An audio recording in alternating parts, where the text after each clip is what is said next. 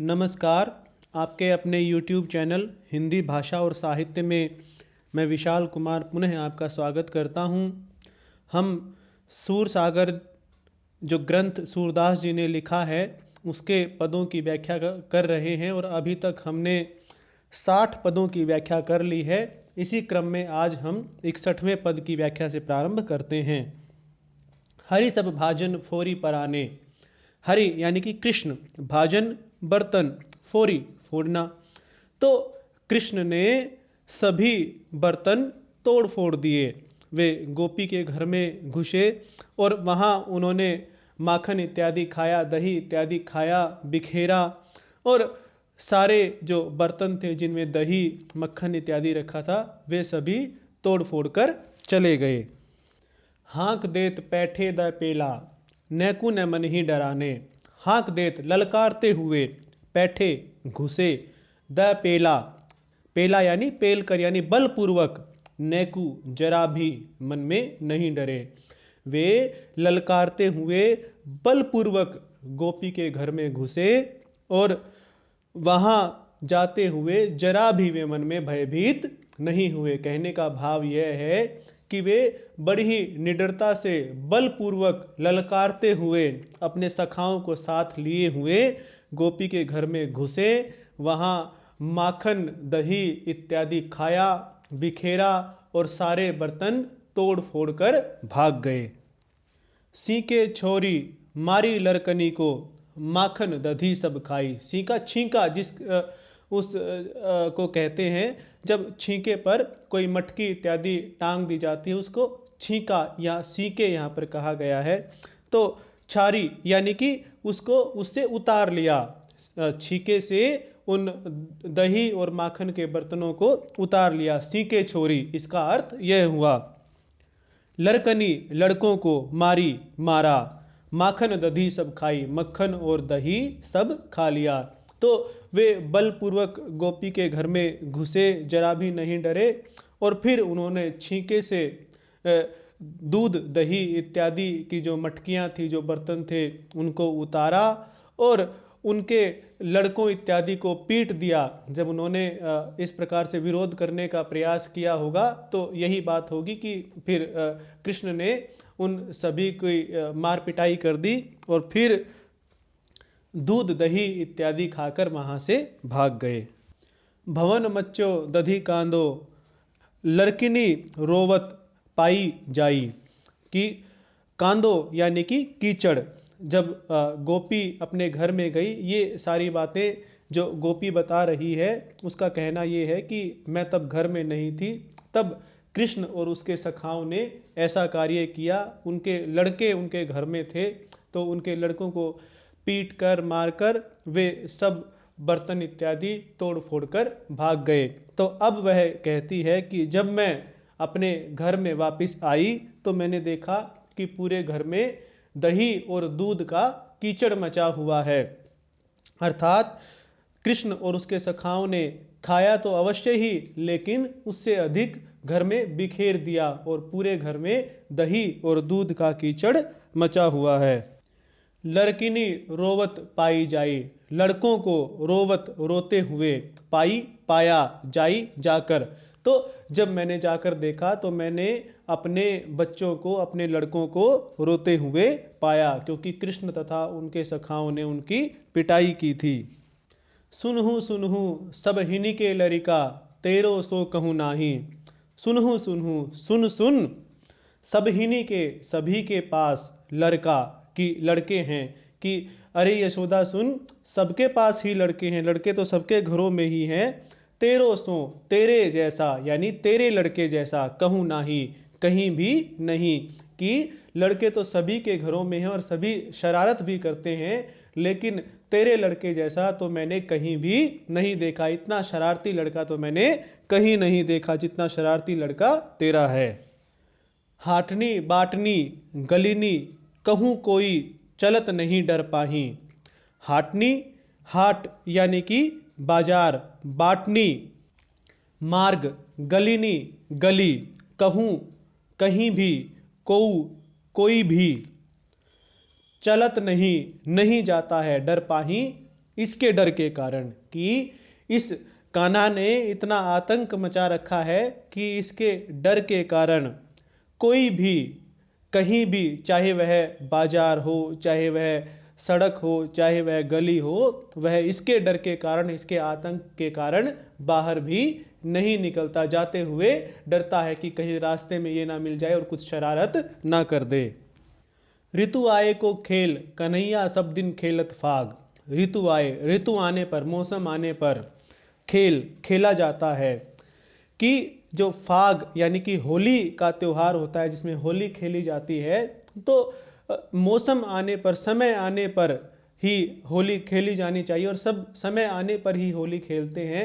लेकिन ये तेरा कन्हैया तो हर दिन होली खेलता है, इस प्रकार की शरारतें करता रहता है। इसके लिए तो हर दिन ही फाग के समान है। रोकी रहत गही गली सांकरी, टेढ़ी बांधत पाग।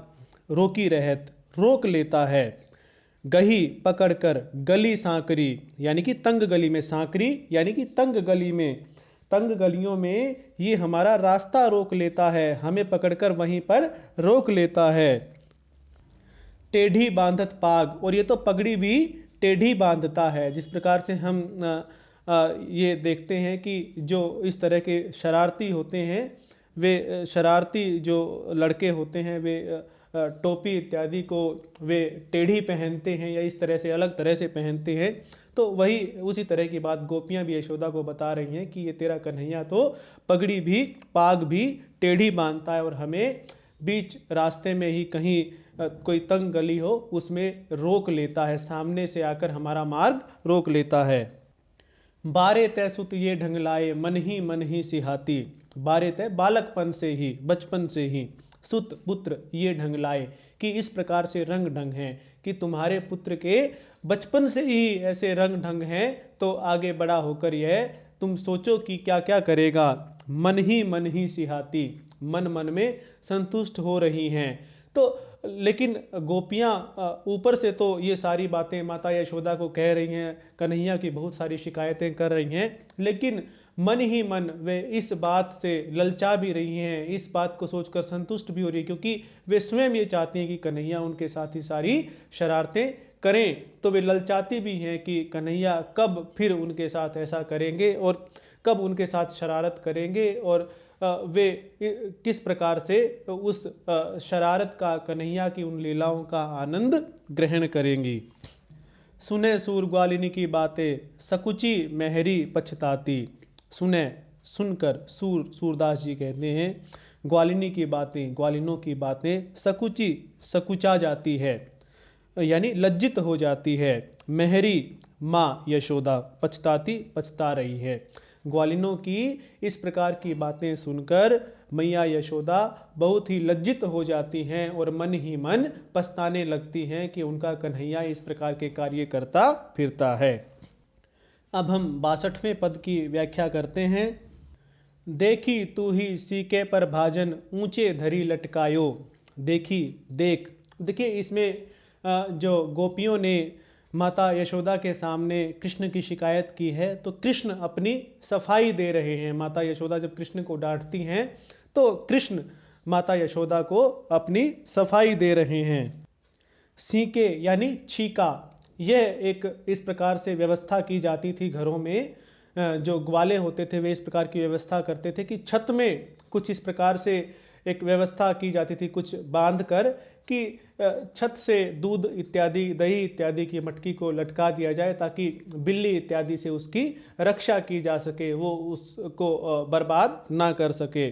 तो उसी को यहाँ पर सीका कहा गया है। भाजन यानी कि बर्तन, ऊंचे धरी, ऊंचे रखकर, कि वो कहते हैं हे मैया देख, तू स्वयं ही अपनी आंखों से देख, इन ग्वालिनों ने बहुत ऊंचे छींके पर अपने दूध, दही इत्यादि के बर्तन को लटकाया हुआ है। यह जो दूध का बर्तन है छींके पर बहुत ऊंचाई पर लटका हुआ है। होंजू कहत नान्हे कर अपने में, कैसे करी पायो।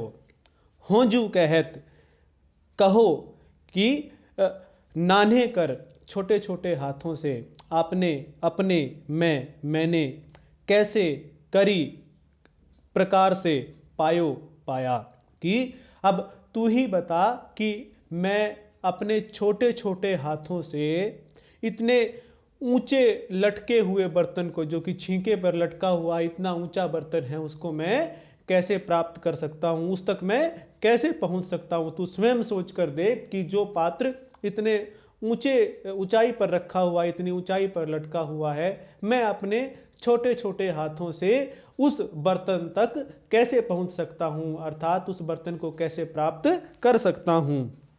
मुख दधि पोंछी बुद्धि इक तीनही, दोना पीठ ही दुरायो।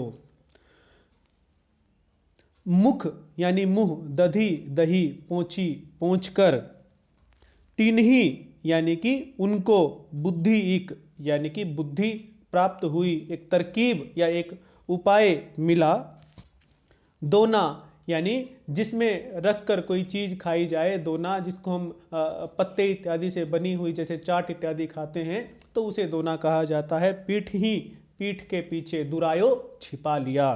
तो तभी कृष्ण, क्योंकि अभी तो वे बाल कृष्ण ही हैं, बहुत छोटे से हैं, तो उन्हें एक उपाय सूझा, उनकी बुद्धि में एक उपाय आया। माता यशोदा उन्हें डांट रही हैं और वो अपनी सफाई दे रहे हैं, तो एक और उपाय उन्हें आया। उन्होंने क्या किया कि अपने मुख पर, उनके मुख पर जो दही इत्यादि लगा था उसको उन्होंने पोंछ लिया। अब माता के सामने तो, क्योंकि वो आ ही चुके हैं और माता देख भी चुकी है कि उनके मुख पर दही इत्यादि लगा हुआ है, तो अब वो अपनी सफाई भी दे रहे हैं कि मैंने कैसे पाया। लेकिन तभी उन्हें ध्यान आता है कि अरे माता ने ये तो देख ही लिया होगा कि मेरे मुख पर दही इत्यादि लगा हुआ है। फिर भी उन्होंने, क्योंकि वे बाल लीला कर रहे हैं, तो इस प्रकार से उन्होंने किया कि अपने मुख से फटाफट उन्होंने जो दही लगा हुआ था वह पोंछ लिया, और जिस दोने में मक्खन था, जिस दोने में मक्खन वे हाथ में लेकर खा रहे थे, उसको अपनी पीठ के पीछे छिपा लिया। तो इस प्रकार से बड़े एक, जिस प्रकार से कोई बालक भोले भाले ढंग से अपनी बातों को छुपाने का प्रयास करता है, उसी प्रकार से बाल लीला कृष्ण भी कर रहे हैं। और माता भी ये सब जानती है कि इसने माखन तो खाया है, लेकिन फिर भी कृष्ण इस प्रकार की लीला उन्हें दिखा रहे हैं। डारी सांटी मुस्काई जसोदा, श्याम ही कंठ लगायो। डारी डाल दी, फेंक दी, सांटी छड़ी, मुस्काई मुस्कुराने लगी, जसोदा श्याम ही, श्याम को कंठ गले से लगायो, लगा लिया। तो जब कृष्ण की इस बड़ी ही भोले भालेपन को, इस प्रकार की बाल लीला को माता यशोदा ने देखा, तो वह बहुत ही मुग्ध हुई, बहुत ही आनंदित हुई, और उनका सारा क्रोध जाता रहा। और उन्होंने जो छड़ी कृष्ण को डांटने के लिए, मारने के लिए उठाई थी, वो उन्होंने फेंक दी और मुस्कुराने लगी, और उन्होंने कृष्ण को कंठ से लगा लिया। क्योंकि इस प्रकार के जो छोटे छोटे बच्चे होते हैं, उनकी इस प्रकार की जो क्रियाएं होती हैं, वो बहुत ही आनंद देने वाली होती हैं, और माता यशोदा भी यही आनंद ले रही हैं। बाल विनोद मोद मन मोहियो, भक्ति प्रताप दिखायो। बाल विनोद, बच्चों का जो विनोद होता है, बच्चों का जो हास्य होता है, बच्चे जो क्रियाएं करते हैं उससे जो हास्य उत्पन्न होता है, उसे कहा गया है बाल विनोद। मोद यानी कि आनंद, उसकी प्रसन्नता, मन मोहियो, मन मोह लेना, भक्ति प्रताप दिखायो, कि भक्ति ने अपनी महिमा उस समय दिखाई। श्री कृष्ण जी की बाल लीलाओं के विनोद का जो आनंद है, श्री कृष्ण की बाल लीलाओं के विनोद के आनंद ने मैया यशोदा के मन को मोहित कर दिया। और इस प्रकार से जो पूर्व जन्म में माता यशोदा ने भक्ति की थी और यह वरदान मांगा था कि वे भगवान को अपने बालक के रूप में देखना चाहती हैं, तो उस भक्ति ने यहाँ अपनी महिमा को दिखा दिया, और किस प्रकार से माता यशोदा अब भगवान की बाल लीलाओं का आनंद उठा रही हैं। सूरदास जसुमती को यह सुख शिव बिरंची नहीं पायो। सूरदास जी कहते हैं कि जसुमती को यह सुख, जो सुख माता यशोदा को प्राप्त हुआ है, वह शिव अर्थात भगवान शिव, विरंची अर्थात ब्रह्मा, वह तो ब्रह्मा और शिव इत्यादि को भी प्राप्त नहीं होता। अब हम 63वें पद की व्याख्या करते हैं। बांधो आज कौन तो ही छोड़े। देखिए, फिर से गोपियों ने कृष्ण की शिकायत की। माता यशोदा कृष्ण की शिकायतें सुन सुनकर तंग आ चुकी हैं और आज उन्होंने निश्चय किया है कि इस कन्हैया को तो सबक सिखाकर ही रहूंगी, आज इसकी पिटाई करूंगी तभी ये सुधरेगा। तो फिर माता यशोदा कृष्ण को पकड़कर कहती है कि बांधो आज कौन तो ही छोरे, यानी कि आज मैं तुम्हें रस्सी से बांध देती हूं, फिर देखती हूं कि तुम्हें इस रस्सी से कौन छुड़वाता है। तुम बहुत शरारतें करने लगे हो, तो आज मैं तुम्हें बांध देती हूं, फिर देखती हूं कि तुम यहां से मुक्त होकर शरारतें कैसे करते हो, कौन तुम्हें छुड़ाने के लिए आता है। बहुत लंगरी कीन्हो मोसो, भुज गही रज उखल सो जोरे। बहुत लंगरी, बहुत शरारत, कीन्ही की है, मोसो मुझसे, कि अरे कन्हैया तूने मुझसे बहुत शरारत की है, बहुत तूने मुझे तंग किया है। भुज गही बाह पकड़कर, रज रस्सी, उखल, उखल जैसे उखल मूसल जिसमें हम कुछ कूटते हैं इत्यादि, धान इत्यादि कूटते हैं, उसको उखल कहा जाता है। तो उखल सो जोड़ा है, उखल से जोड़ती है। तो मैया यशोदा ने कृष्ण का हाथ पकड़ा और रस्सी से उनके हाथ बांधकर उसे उखल से बांध दिया। जननी अति रिस जानी बंधायो, निरखी बदन लोचन जल ढोरे।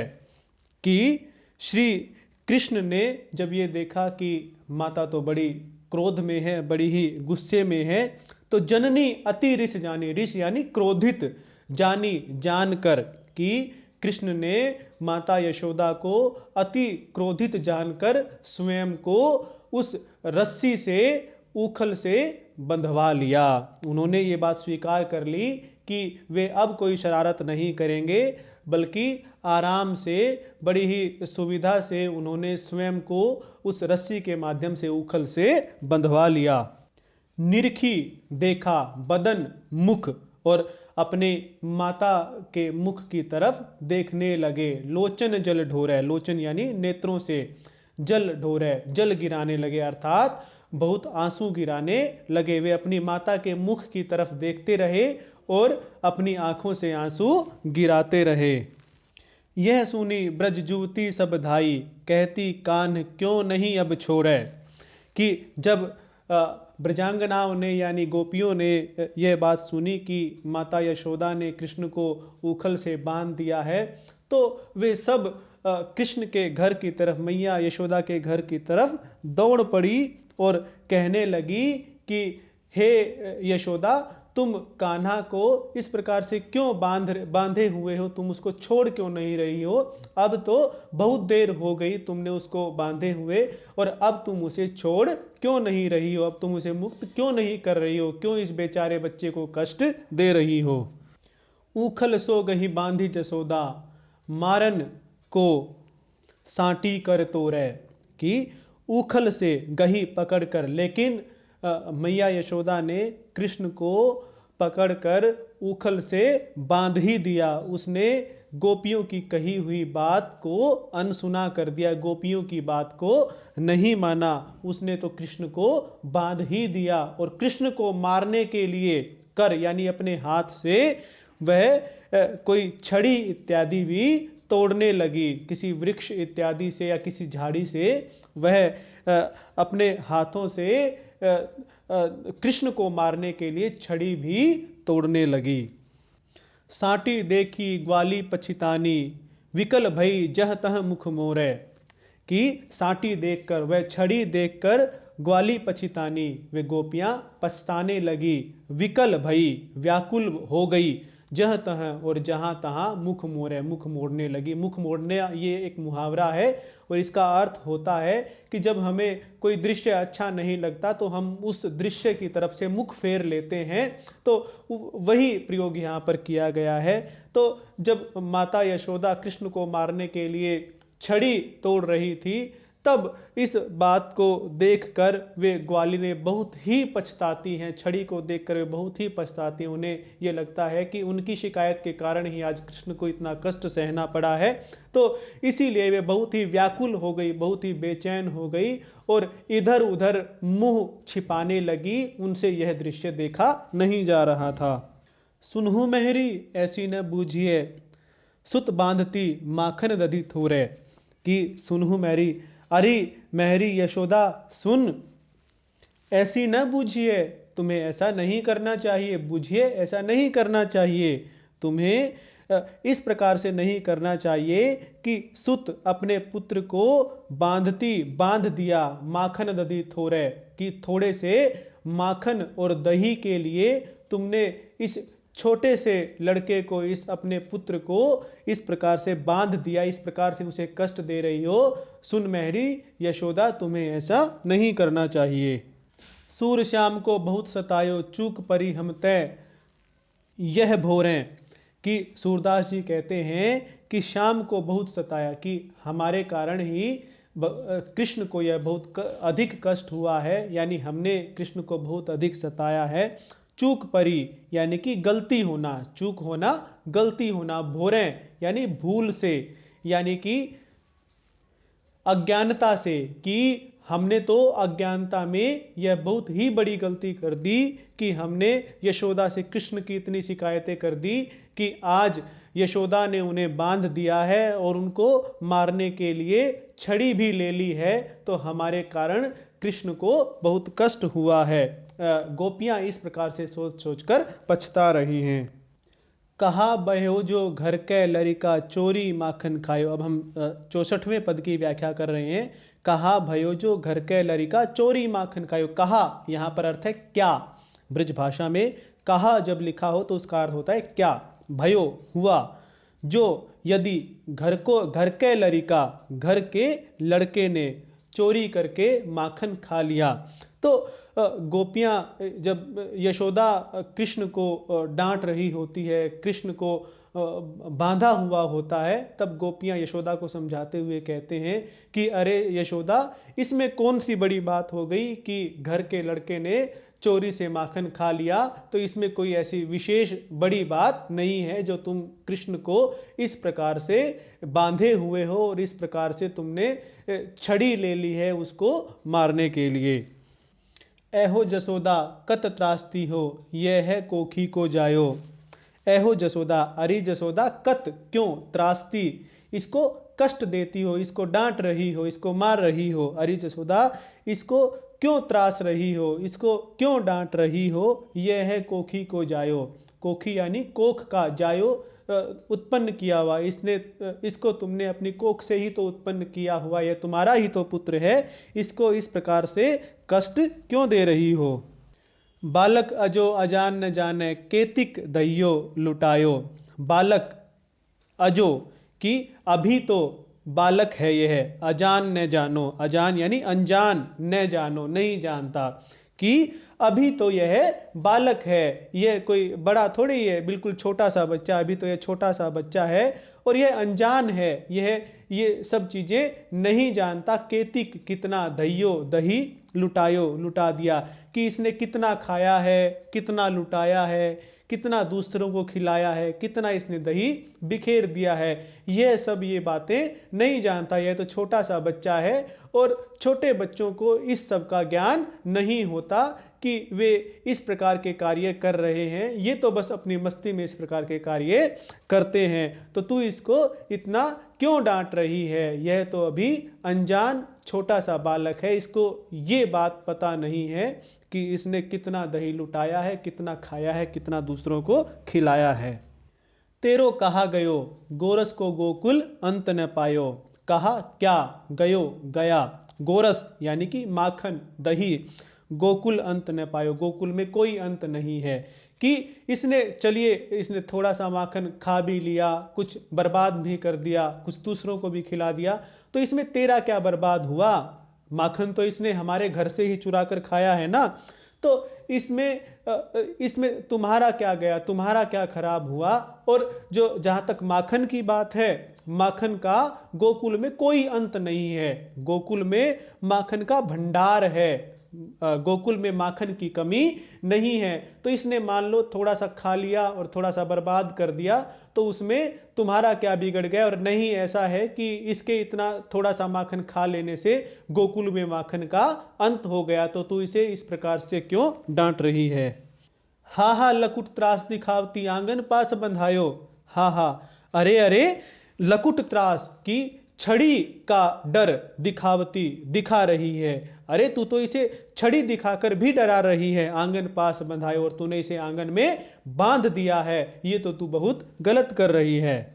रुदन करत दो नैन रचत हैं मनो कमल कन छायो।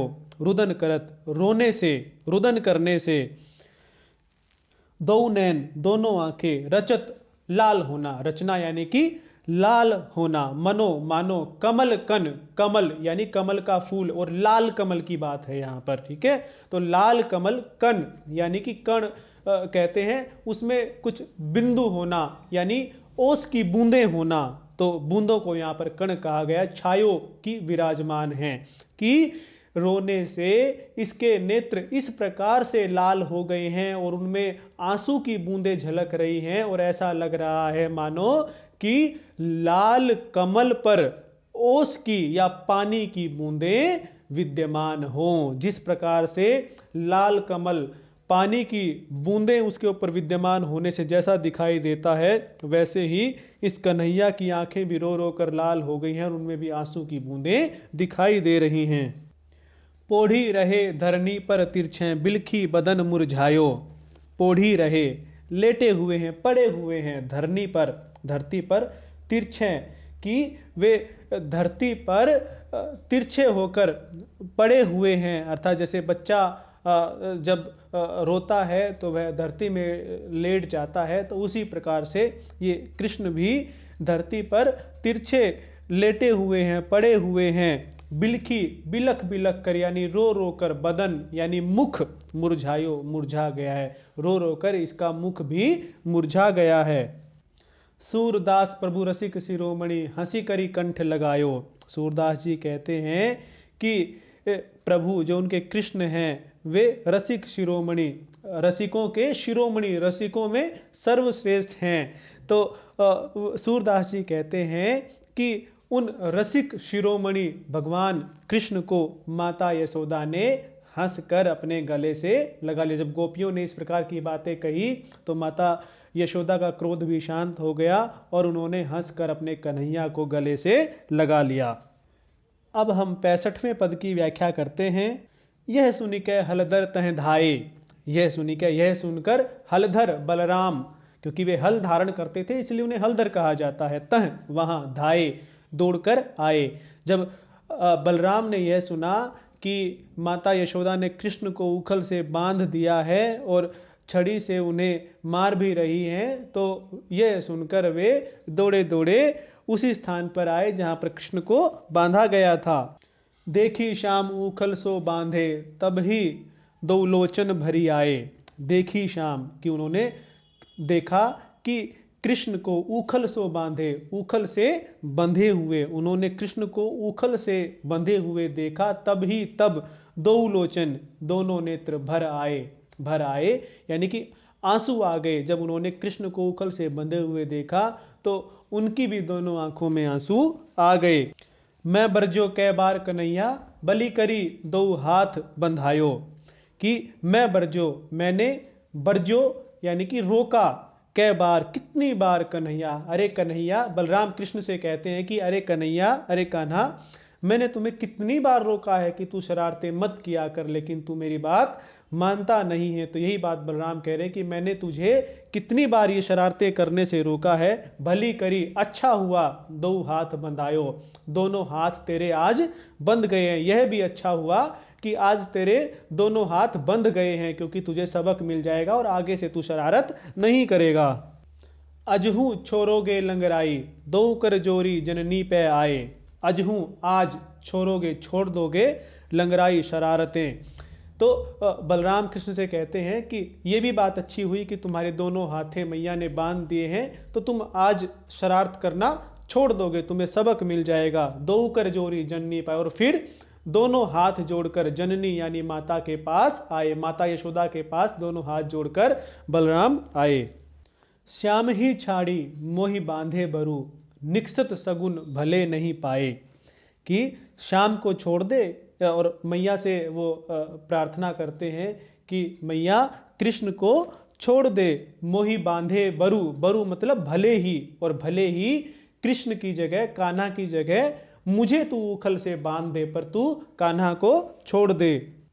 निकसत निकलते हुए, बाहर जाते हुए, सगुन शकुन और अपशकुन जैसे हम मानते हैं, यानी अच्छे शकुन, भले, भले मतलब अच्छे नहीं पाए, नहीं दिखे, कि जब मैं आज घर से बाहर निकल रहा था तो मुझे अच्छे शकुन दिखाई नहीं दे रहे थे। कहीं ऐसा ना हो कि तू कान्हा को बांध दे और बांधे रहे और फिर कान्हा को कुछ हो जाए, मुझे अच्छे शकुन दिखाई नहीं दे रहे थे। तो तू कान्हा को छोड़ दे, कान्हा को मुक्त कर दे और मुझे बांध दे, मुझे अच्छे शकुन दिखाई नहीं दे रहे हैं।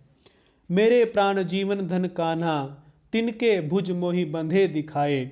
मेरे प्राण जीवन धन, कि ये कान्हा तो मेरे प्राणों के समान है, मेरा जीवन धन है, कि मेरा जीवन धन और प्राण तो ये कान्हा ही है, और तूने तिनके उसके भुज हाथ मोही मुझे बंधे, बंधे हुए दिखाए, दिखा दिए।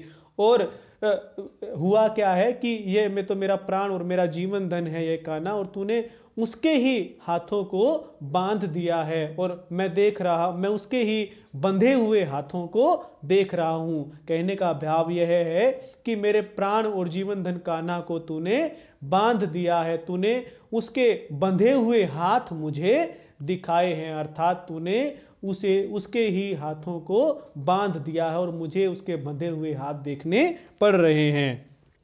माता सो यह करो डिठाई, सो स्वरूप कही नाम सुनाए। माता सो, माता के साथ, करो तुम कर रहे हो यह डिठाई, कि इस प्रकार की डिठाई माता के साथ करे हो। वे कृष्ण के पास जाते और कहते हैं कि अरे कान्हा, तू सारे संसार के साथ तो ये ढिठाई करता ही है, सारे संसार के साथ तो तू खेलता ही रहता है, और तू माता के साथ भी इसी प्रकार की लीलाएं कर रहा है, इसी प्रकार का खेल खेल रहा है। तू सारे संसार के साथ तो शरारत करता ही रहता है, और आज माता के साथ भी इस प्रकार से शरारत कर रहा है। सो स्वरूप, स्वरूप स्वरूप कही कहकर, तेरा सच्चा स्वरूप कहकर नाम सुनाए, कि तेरे बारे में सारी बातें बता दूं। कि वो कहते हैं कि अरे कान्हा, तू सारे संसार के साथ शरारत करता है और आज माता के साथ भी तू यही शरारत कर रहा है, कह तो क्या मैं तेरा सच्चा स्वरूप माता को बता दूं कि तू किस प्रकार से भगवान ने ही किस प्रकार से अवतार लिया है, और तेरे सच्चे स्वरूप के बारे में, कि तेरे परमेश्वर होने के बारे में माता को सच सच बता दूं, और तेरे बारे में नाम बतावे, जो तेरा सही स्वरूप है, जो तेरा सही नाम है, वह माता के सामने बता दूं। और इतना कहकर बलराम ने ये सारी बातें, कृष्ण का सच्चा स्वरूप जो वेदों में लिखा है, पुराणों में लिखा है, भगवान का जो स्वरूप लिखा है, वैसा स्वरूप कृष्ण के बारे में बलराम ने माता के सामने बता दिया। अर्थात बलराम ने माता को कृष्ण के बारे में बता दिया कि माता, जिसे तुम ये छोटा बच्चा समझ रही हो, जिसे तुम अपना पुत्र समझ रही हो, वास्तव में वह तो स्वयं परमेश्वर है, उसने तुम्हारे यहाँ अवतार लिया हुआ है।